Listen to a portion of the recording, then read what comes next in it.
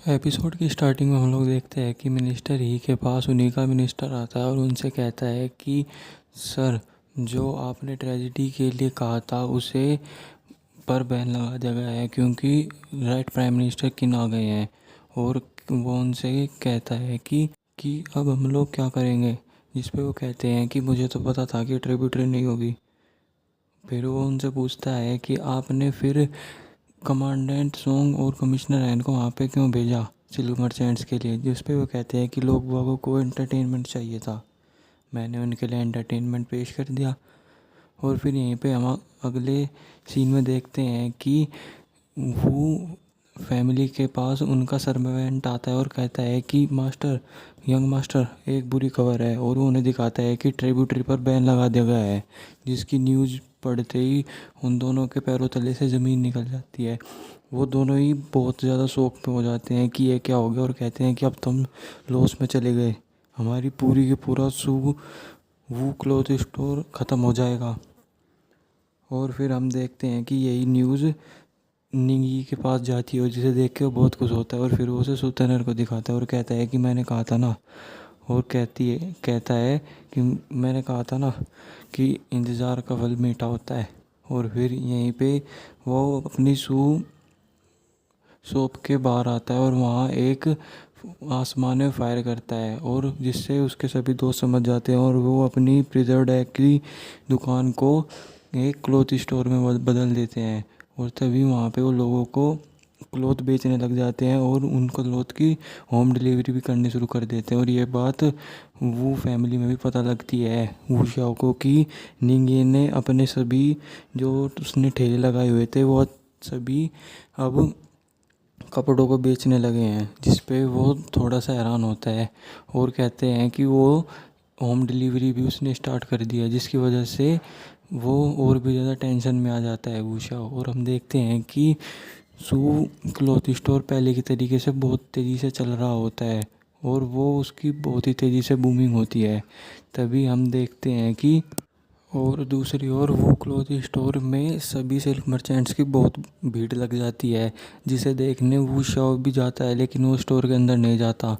वो सभी कह रहे होते हैं कि हमें हमारा प्राइस दो।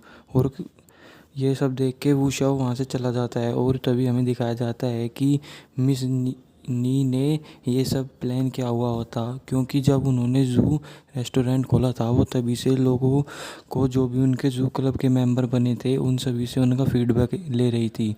उन सभी को अपने स्टोर में कपड़ों के बारे में बता रही थी, जिससे उन्हें लोगों के बारे में पता लग गया कि उन्हें किस तरीके की चीज़ें को पसंद है। और इसी वजह से उनका ये बहुत ही ज़्यादा बूमिंग पे था। और तभी निंगे के सभी दोस्त उससे पूछते हैं कि तुम इतना सारा कपड़ा कहाँ से लाओगे, जिस पे वो दिखाता है कि उसने अब से सू फैमिली कपड़ों को भी वहीं पे बनाया करेंगी। पहले वो सिर्फ उनमें पेंट करती थी पर अब नहीं करेंगे, अब वो कपड़े भी खुद के ही बनाती है। और हम यहाँ पे देखते हैं कि वू शाओ अपने कमरे में होता है, तभी वहाँ पे उसका सर्वेंट उसे आके नॉक करता है तो और वो कहता है कि यहाँ से जाओ, मैं यहाँ पे नहीं आना चाहता किसी। तभी वो बताता है कि बैंक के लोग आए हुए हैं जिनसे आपने लोन लिया था और कह रहे हैं कि अगर आप उनसे नहीं मिले तो वो आपकी शॉप को तोड़ फोड़ देंगे। जिस पे वो शाह उनसे जाके मिलता है और तभी वो पूछते हैं कि यंग मास्टर वो, आप हमारा पैसा कब चुका रहे हैं। जिस पे वो कहते हैं कि आप फिक्र मत कीजिए बॉस, मैं आपका पैसा जल्दी चुका दूंगा। तभी वो कहते हैं कि ठीक है, हम आपको 3 दिन देते हैं। जिस पे वो शव कहता है कि 3 दिन में पैसा नहीं हो पाएगा। तो वो एकदम वो चिल्ला के कहता है कि क्योंकि तुम्हारी फैमिली बैंकरप्ट हो गई है, तुम्हारे पास पैसा नहीं है। और उससे कहता है कि सिर्फ 3 दिन है तुम्हारे पास और मुझे मेरा पैसा चाहिए। जिस पे वो शव उसे हाँ कर देता है और वहाँ से चला जाता है। और हम देखते हैं कि जैनिंग शहर के सभी क्लोथ स्टोर वाले सू फैमिली के क्लोथ स्टोर में आके निंगे को कहते हैं कि यंग मास्टर, अगर आप इस तरीके से करते रहेंगे तो हम तो अपनी फैमिली का पेट कैसे भरेंगे। जिस पे निंगे कहता है कि हाँ हाँ मैं जानता हूँ, मैंने ये नियम तोड़ा है। तभी वो उन्हें अपनी फ्रेंचाइज के लिए बुक देता है, जिस पे वो कहता है कि आप लोग इन बुक की वजह से हमारे साथ बिजनेस कर सकते हैं और हम दोनों एक साथ अमीर हो सकते हैं। तब और जिस पे वो सभी उनकी बात मान जाते हैं। और फिर हम देखते हैं कि उन सभी के दुकानों पे सू फैमिली के साथ साथ हो जाते हैं, यानी कि वो दोनों ही जॉइंट होकर काम करने लगते हैं। और यहीं पे हम देखते हैं कि वू शाओ उसके फादर कमांडेंट सोंग से मिलने के लिए जाते हैं और उनसे कहते हैं कि आपने हमें वादा किया था कि ये ट्रेजिडी होगी और अब आप ही हमें कुछ कर सकते हैं, वरना हम तो लुट जाएंगे, हमारे पास एक भी पैसा नहीं रहेगा। इस पे कमांडेंट सोंग कहता है कि मैं कुछ नहीं कर सकता इस चीज़ में और तुम ये ब्लेम मुझ पे डाल रहे हो। जिस पे वू शाओ कहता है कि आपको भी तो 50% प्रॉफिट हम देने वाले थे, जो भी हमें प्रॉफिट होता। जिस पे कमांडेंट सोंग को गुस्सा आ जाता है। तभी वू शाओ के फादर उसे कहते हैं कि तुम चुप रहो, तुम्हें कुछ नहीं पता।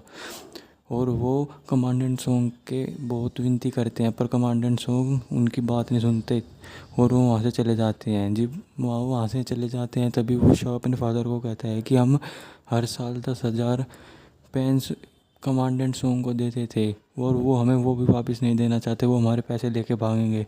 जिस पे उसके फादर कहते हैं कि तुम्हें ये बात उनके सामने नहीं कहनी चाहिए थी, उन्हीं की वजह से हमें इतने ज़्यादा बड़े बड़े ऑर्डर्स मिला करते थे। इस पे वो उन्हें कुछ नहीं कहता और तभी हम देखते हैं कि वू शाओ से मिलने के लिए मैनेजर शी आता है और मैनेजर शी उन्हें कहता है कि मैंने उन सभी की फ़ोटो बना लिया जो निंगे से मिले हुए हैं और बताते हैं कि ये सब 59 स्टूडेंट्स हैं जो कि मेल एकेडमी से है और वो उन्हें दिखाता है। लेकिन वो शाह उसके वो सारे कागज़ को वहाँ फेंक के चला जाता है और उसे कहता है अपने सर्वेंट को कि इसे यहाँ से बाहर फेंको और वो उन्हें वहाँ से धक्के मार के बाहर निकाल देते हैं। और हम देखते हैं कि वहाँ दूसरी ओर कमांडेंट सोंग अपनी मैरिज की तैयारी कर रहे होते हैं।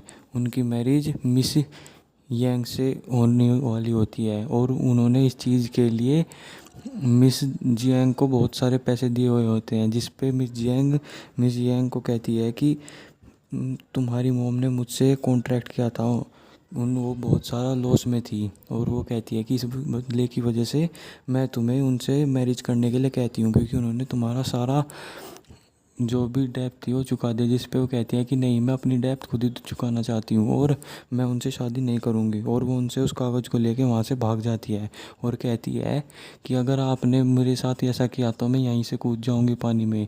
जिस पे मिस जियांग उससे मना करती है कि नहीं नहीं तुम ऐसा मत करो, लेकिन वो पानी में कूद जाती है।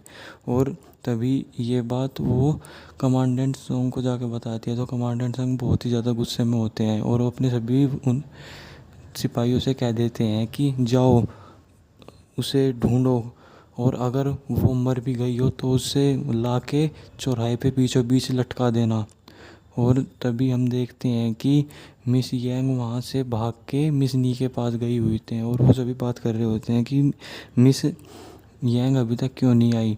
और हम देखते हैं कि मिस यांग वहाँ पे पहुँच जाती है। तभी निंगिए का दोस्त लिपिन उससे पूछता है कि शिनमन ब्रूटल के सभी लोग जानते हैं कि मिस यांग को तैरना आता है, पर उन्होंने फिर भी इस बारे में किसी को नहीं बताया। जिस पे निंगे बताता है कि मिस जियन ने यही तरीका है कि वो अपनी प्यार को मिस यांग के लिए जता सकती है, इसलिए उन्होंने ये बात कमांडेंट सोंग को नहीं बताई। और हम यहाँ पे देखते हैं कि जब वू शाओ कमांडेंट सोंग से मिलने के लिए जाता है तो हम देखते हैं कि उनका गेट बंद हुआ होता है क्योंकि वो बहुत ही ज़्यादा गुस्से में है और उनका सर्वेंट और ना ही मिस जियन उनकी हिम्मत होती है कि वो गेट खोले। तभी वो वूशियाओ को कहती है, जिस पे वूशियाओ गेट खोल के अंदर चले जाता है और कहता है कि मैं उनसे कुछ प्राइवेट बात करना चाहता हूँ। तभी वो उनके पास जाता है और देखता है कि वहाँ तो बहुत अंधेरा है, तो वो वहाँ पे एक कैंडल जलाता है और तभी देखता है कि वो वहाँ पे तो कमांडेंट सोंग को किसी ने मार दिया है। और उसके बाद हम देखते हैं कि पूरे जैनिंग शहर में कर्फ्यू लग जाता है और वो लोग उस असैसिन को ढूंढने लग जाते हैं जिसने उन्हें मारा। जिस पे हम देखते हैं कि निंगे को पता लग जाता है कि वो उसी लड़की ने किया है और वो उसे मिल भी जाती है। वो एक उसी की टोकरी में छुपी हुई होती है और निंगे उसे अपने साथ ले जाता है और वहाँ उसका दोस्त लिपिन उसके लिए इंतज़ार कर रहा होता है रथ में। और वो रथ ले जाके उस हीरोइन को दे देता है, जिस पे वो उससे कहता है कि आप ये पानी ले लीजिए और ये खाना। जिस पे वो कहती है कि नहीं, तुमने मेरी मदद की है इसलिए मैं आज से तुम्हें अपना स्टूडेंट मानती हूँ। जिस पे निंगे बहुत खुश हो जाता है और फिर हम देखते हैं कि वो लोग वहाँ से चले जाते हैं और अगले दिन हम देखते हैं कि वू शियाओ और उसके फादर बात कर रहे होते हैं। उसके फादर कहते हैं कि मैं अपनी सभी दुकानों को बेचकर ये सारी डेब्ट पूरी कर दूंगा। तभी वू शियाओ उन्हें बताता है कि मैंने पहले ही ये सारी दुकानें बेच दी है, जिस पे उसके फादर को बहुत ही ज़्यादा गुस्सा आता है। और हम देखते हैं कि बाहर से सूतेनर के अंकल और उसके कज़न आ रहे होते हैं और वो भी ये बात सुन लेते हैं और वो उनसे कहते हैं जाके कि आप लोग पहले लड़ना बंद करिए और बताइए कि हमारे पैसे कौन देगा। जिस पे वो कहते हैं कि मेरे बेटे ने मेरे पीठ पीछे ही हमारी सारी दुकानें बेच दी और जिसकी वजह से अब मैं आप लोगों को कोई भी पैसा नहीं दे पाऊँगा। और फिर तभी वो वूशिया उनसे कहता है कि नहीं, हमारे पास एक रास्ता है, एक है जो हमें पैसा दे सकता है। और तभी हम देखते हैं कि सूतेनर का भाई निंगे से मिलने के लिए जाता है, जहाँ पे निंगे ने एक नया कलर इन्वेंट किया हुआ था जो कि वाटरप्रूफ होता है। जिस पे सूतेनर उससे पूछती है कि ये किस तरीके का कलर है और कहती है क्या तुम मुझे बताओगे कि ये कैसे काम करता है। जिस पे वो कहता है कि नहीं, ये एक इन्वेंशन है, मैं ऐसे तुम्हें नहीं बताऊंगा।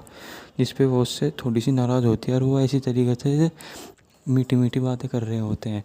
और तभी वहाँ पे सूतेनर का भाई आता है और उससे कहता है कि तैनर, मुझे तुमसे कुछ बात करनी है इस बिज़नेस के बारे में। और कहता है कि तुम्हारे सेकंड अंकल है, वो इस बिजनेस की वजह से वो कंगाल हो गए हैं, प्लीज़ क्या तुम हमारी मदद करोगी।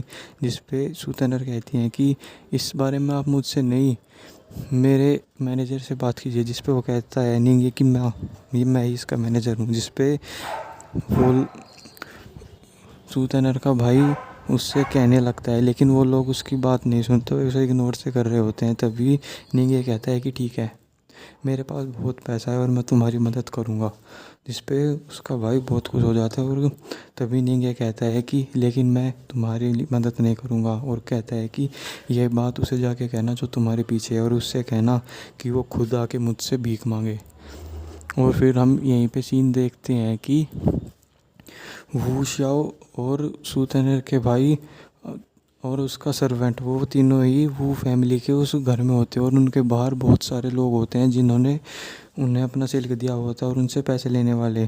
तभी वो लोग गेट तोड़ के अंदर आ जाते हैं और उनके शॉप में से सब कुछ चीज़ें लेके चले जाते हैं। और जिसे से डर के सूतेनर का भाई भी भीड़ में शामिल हो जाता है और वहाँ से चला जाता है।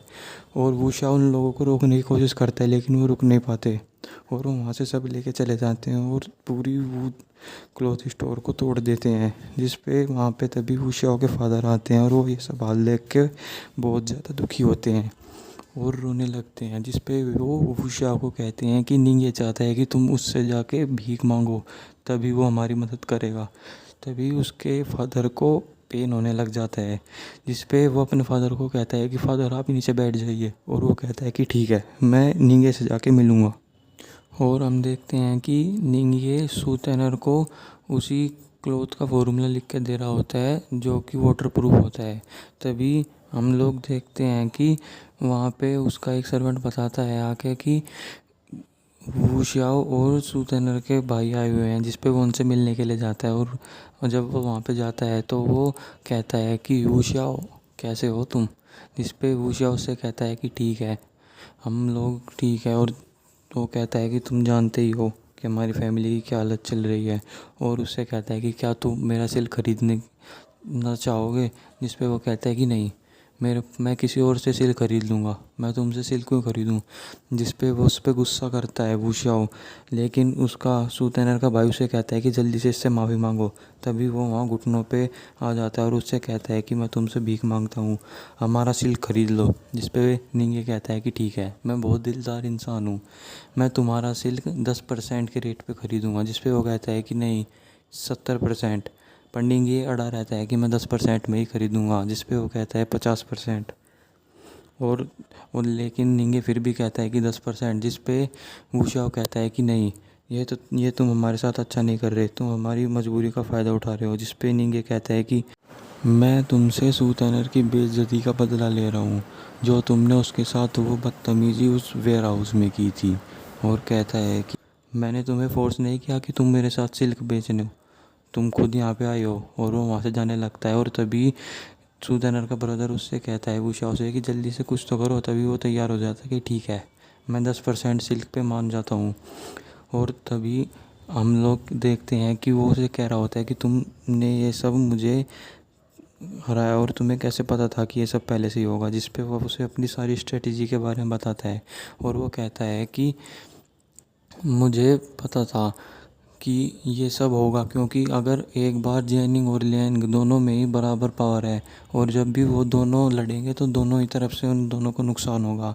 और जिसकी वजह से अगर मैं अपनी पूरी आर्मी भी छोड़ दूंगा तो वो उनसे मैं लड़ाई नहीं जीतूंगा, जिसकी वजह से मुझे बहुत ज़्यादा नुकसान होगा। और अगर मैंने ये सब किया तो वो सभी लोगों को टैक्स कुछ ज़्यादा ही देना पड़ेगा। और वो कहता है कि ये सब मैंने अपने आप को राजा के पर्सपेक्टिव से सोचा था, जिस पे वो उसे बताता है। उसके बाद मैंने पूरी जगह पे जितने भी सिल्क के मर्चेंट्स है वो एक फेक न्यूज़ क्रिएट कर दी कि और सारे के सारे सिल्क का ज़्यादा दाम खड़ा कर दिया, जिसकी वजह से तुम्हें मजबूरन में वो सारा सिल्क ज़्यादा उसमें ख़रीदना पड़ा।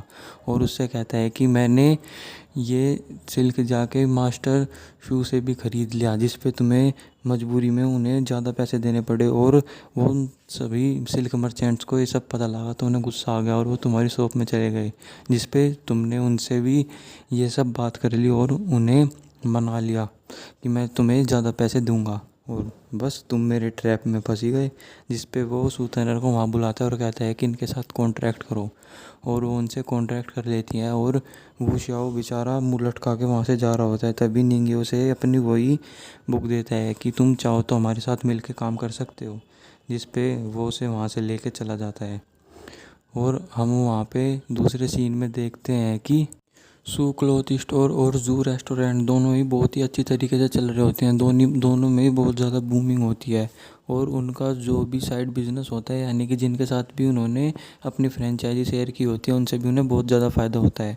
और हम देखते हैं कि उनके पास तो बक्से भर भर के पैसा आता है, जिस पे फिर जब उनकी फैमिली मीटिंग होती है तो वो सब उस पैसे को गिनते हैं, जिस पे उसके ग्रैंडफादर बहुत खुश होते हैं और कहते हैं कि आज इसी के साथ हम लोग पूरे जियानिंग शहर के सबसे अमीर आदमी बन चुके हैं, जिसे वो कहते हैं कि ये एक सपने के बराबर है। और कहते हैं कि हमने बिल्कुल सही इंसान को अपनी फैमिली सील दी है।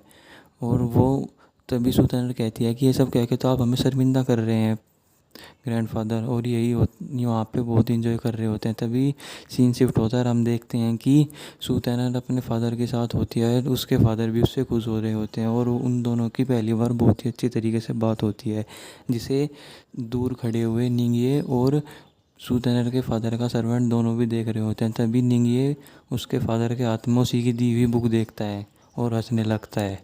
तभी यहीं पे ये सीन शिफ्ट होता है और हम देखते हैं कि सू फैमिली गरीबों को खाना खिला रही होती है और उन्हें कपड़े दे रही होती है, क्योंकि ऐसा उसके ग्रैंडफादर ने कहा था करने के लिए।